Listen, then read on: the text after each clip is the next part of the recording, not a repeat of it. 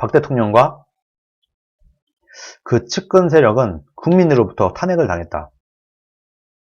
어떻든 국민들의 거짓 선동도 있었고, 박근혜 대통령 국정농단 이 자체가 다 거짓말이고, 그렇지만 어떻든 간에 다수의 국민들이 속았든지 어땠든지 다들 국민들이 속았고, 그러다 보니까 국민들이 그렇게 몰아가니까 어쩔 수 없이 국민들 눈치 보는 국회의원들이 또 탄핵에 찬성을 하고, 이런 식으로 되면서 박근혜 대통령이 탄핵을 당했습니다.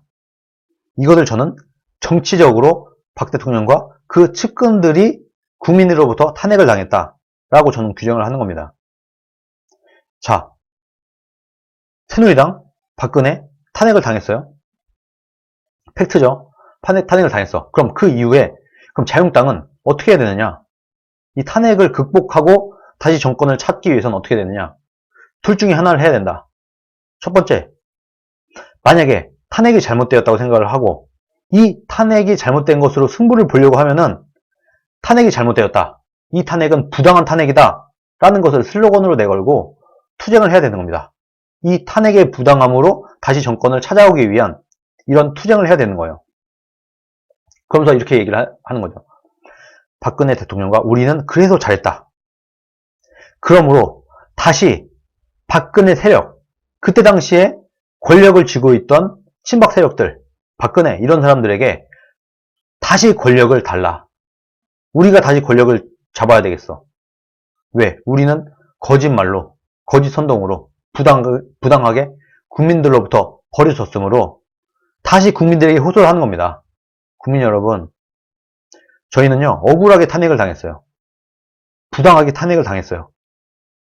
그러니까 당연히 저희들에게 다시 권력을 줘야 되지 않겠습니까? 하는 프레임으로 총선을 치르든가, 이렇게 해서 총선을 이길 자신이 있다고 하면 그렇게 해서 총선을 치르든가, 아니면 국민들의 정치적 탄핵을 받아들인다. 둘째죠. 법리적 부당함과 거짓 선동에 의한 탄핵은 부당함으로 추후에 이것은 다시 따져보겠다. 그러나 어쨌든 국민들의 뜻에는 승복을 하겠다. 국민들의 선택에 의해서 우리가 정치적인 탄핵을 당했지만 우리는 국민들과 맞서지 않겠다. 국민들의 뜻을 존중하는 의미로 우리는 받아들이겠다. 이렇게 하든가. 이렇게 하고, 자, 우리가 국민들로부터 탄핵을 당했습니다. 그럼 우리가 새롭게 태어나겠습니다. 그때 당시 권력을 가졌던 사람들, 국민들이 탄핵을 시켰던 그 세력들은 뒤로 물러나고 새로운 세력들로 채워서 우리가 환골탈태한 모습으로 국민 앞에 서겠습니다 하고 총선을 치르든가, 둘 중에 하나를 해야 되지 않겠습니까? 탄핵 이후에는? 그럼 첫 번째, 탄핵은 부당하다. 탄핵은 부당함으로 탄핵당했던 그 세력들에게 다시 권한을 주세요 라는 프레임으로 만약에 선거를 치르겠다 라고 하면은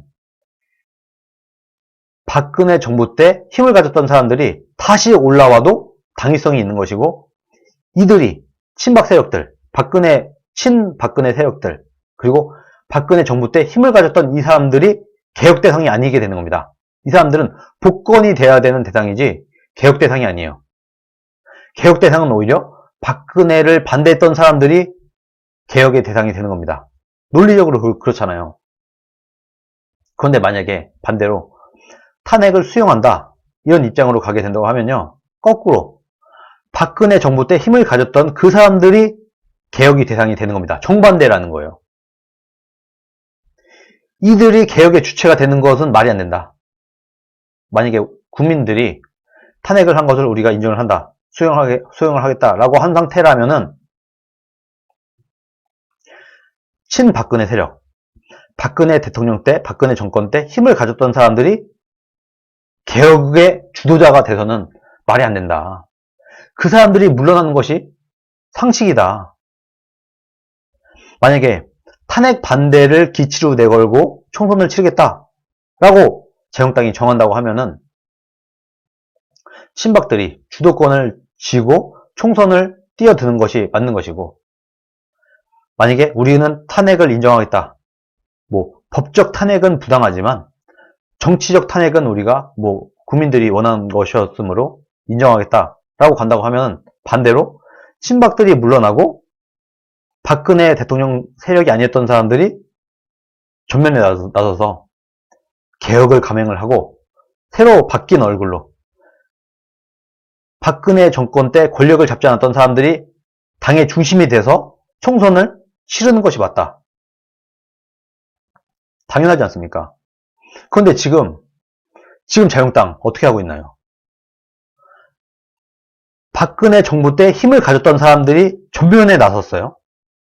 말하자면 친박 그리고 박근혜 정부 때 힘을 가졌던 사람들이 전면에 나서면서 이 사람들이 개혁의 주체가 되고 있습니다. 우리들이 개혁을 할 거야 라고 얘기를 하고 있어요. 그러면 순리적으로 볼 때 박근혜 대통령 탄핵이 부당하다. 그러므로 우리들에게 다시 권한을 주세요 라고 말을 해야 되는데 이 얘기는 안 하고 있어. 무슨 말인지 아시겠습니까? 모순이에요, 모순. 앞뒤가 안 맞는 짓을 지금 하고 있는 거예요. 탄핵을 당했던 그 사람들이 당의 주요 세력, 당의 중심에 서 있으면서 탄핵 무효, 탄핵 반대, 탄핵은 부당해.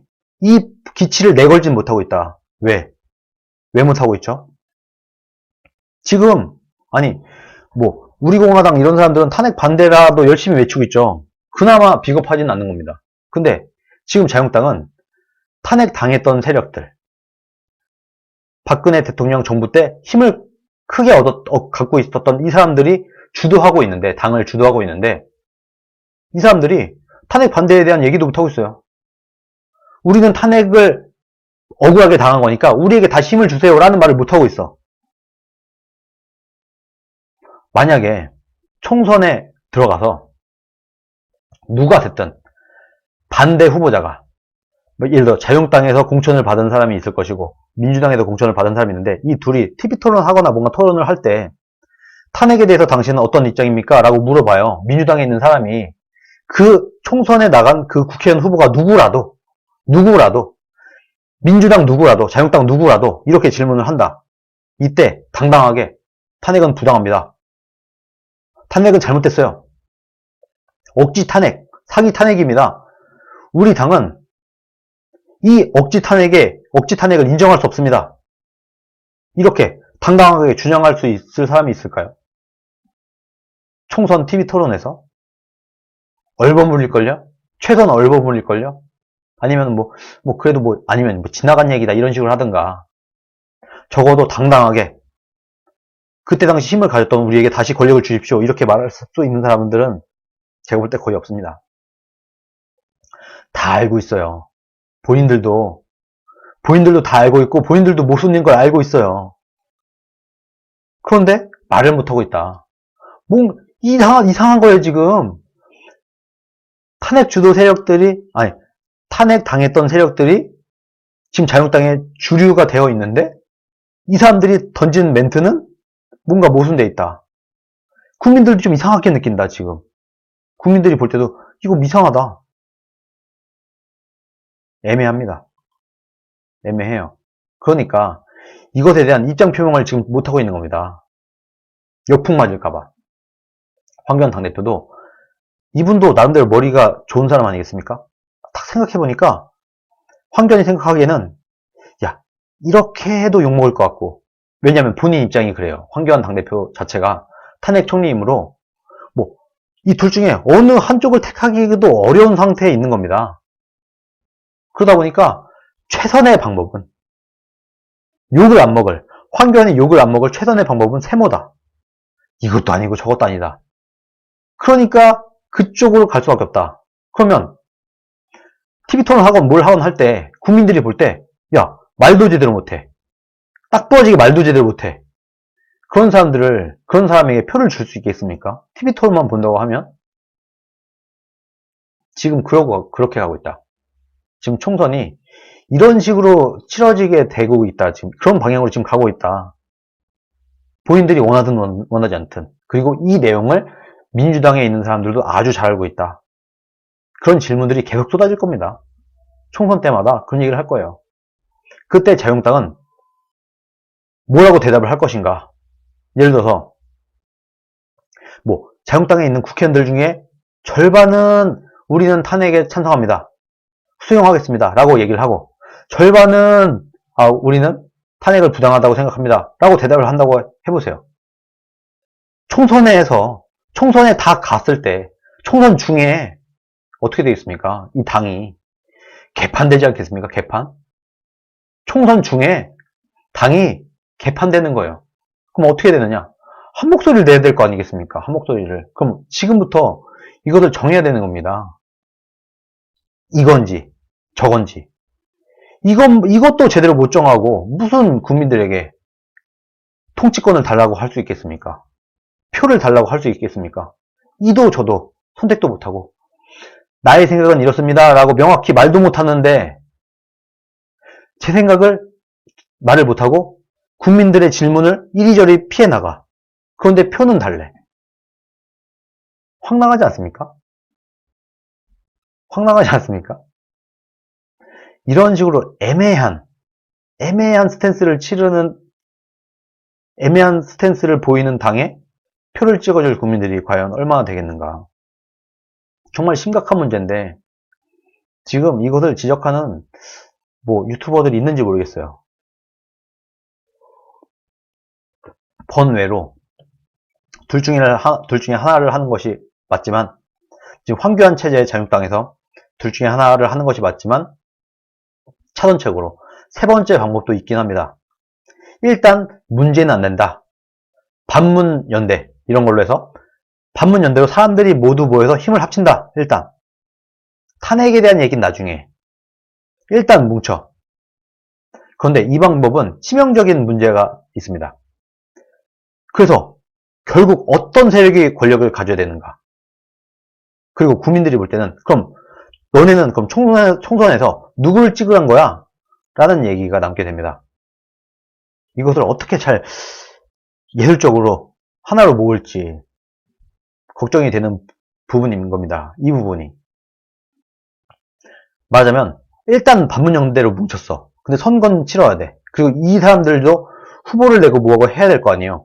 이때 또 이 반문연대 중에서도, 반문연대로 뭉친 이 정치인들 사이에서도 각각 내가 배지를 달 거야 하는 사람들이 또 박터지게 싸울 수도 있다.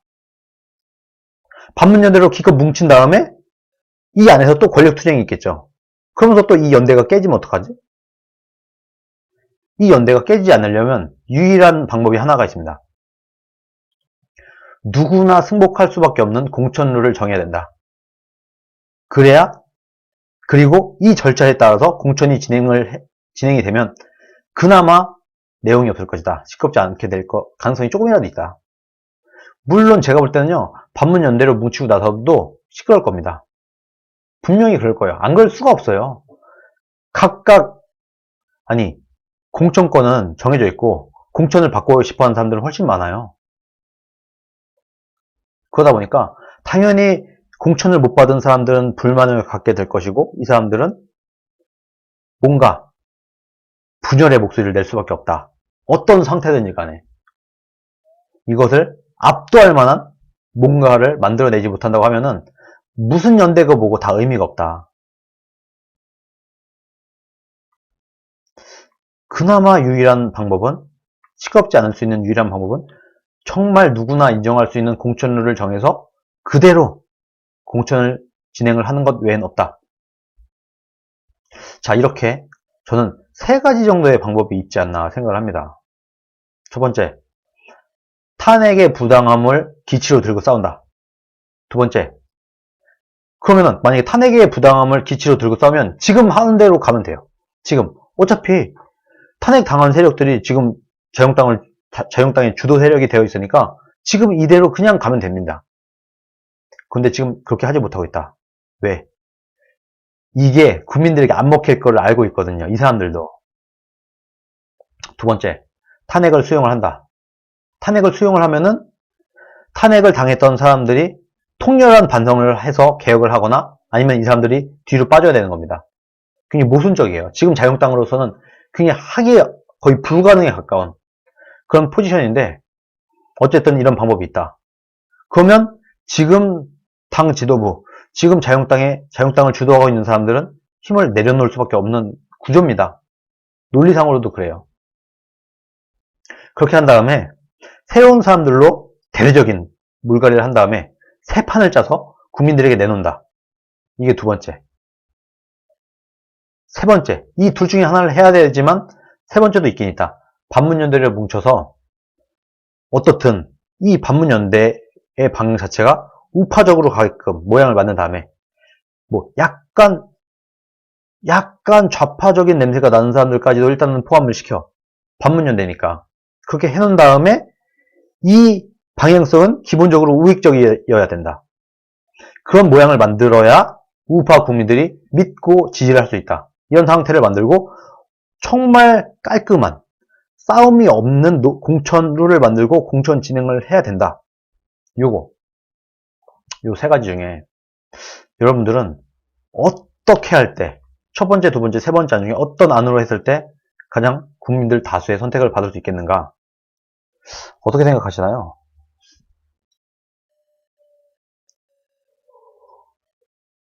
첫 번째라고 생각하는 분 계신가요? 내년 총선은 탄핵 반대를 기치로 내걸고 총선을 치러야 된다. 거의 없을걸요? 그게 현실인 겁니다. 지금 자유한국당 국회의원들 중에서 탄핵 반대로 내년 총선에 나가겠다 하는 사람들 있을까요? 1번은 당연히 제껴줘야 될 거라고 보지 않습니까? 2번, 3번밖에 안 남습니다. 그런데 3번도 쉽지 않다. 2번은 현실적으로 불가능하다. 그러므로 사실 저는 내년 총선은 사실상 굉장히 어렵다. 내년 총선은 오히려 포기를 하고 개헌 저지선 확보마저도 어렵다. 그래서 누가 저한테 그러더라고요. 정말 안타까운 말인데 사회주의 국가에서 살아남을 수 있는 방법을 이제부터 우리가 연구해야 된다. 이런 정말 안타까운 얘기를 하는 사람들도 있습니다. 이제 슬슬 지금 자유한국당이나 우파 진영이 돌아가는 꼴을 보니까 이거 안 되겠다. 내년에 아마도 대한민국은 사회주의 개헌이 통과가 되겠구나. 내년 총선 폭망해서 개헌 저지선까지 확보를 못하겠구나. 그럼 이제부터 우리는 적어도 플랜 B를 생각을 해야 된다. 첫 번째, 어떻게든 개헌 저지선을 확보 못한 상태에서라도 사회주의 개헌을 막을 수 있는 방법. 첫 번째, 이거를 우리가 연구를 해야 된다. 두 번째, 개헌도 못 막았어. 사회주의 국가가 됐어. 헌법적으로. 헌법이 개정이 되면서 사회주의 국가가 됐어. 그러면은 사회주의 국가에서 어떻게 살아남을까 우리가. 사회주의 국가에서 살아남을 수 있는 방법, 이것에 대한 논의를, 이런 방법을 우리가 이제부터 연구를 해야 되지 않나. 정말 슬픈 얘기죠. 지금 이런 상태까지 와 있다. 명색이 당대표인 황교안 당대표, 명색이 원내대표인 나경원 원내대표, 선거를 코앞에 두고 내년 선거에 대한 비전, 장밋빛 비전을 내놓지 못하고 있습니다. 국민 여러분 도와주세요. 여러분, 우리는 이런 방향으로 내년 총선을 치를 겁니다. 내년에 우리 목표는 50% 이상, 60%에 달하는 의석수를 확보하는 것입니다. 라고 말을 못하고 있어요. 총선을 코앞에 두고. 지금 상황이 이렇습니다. 그만큼 안 좋습니다.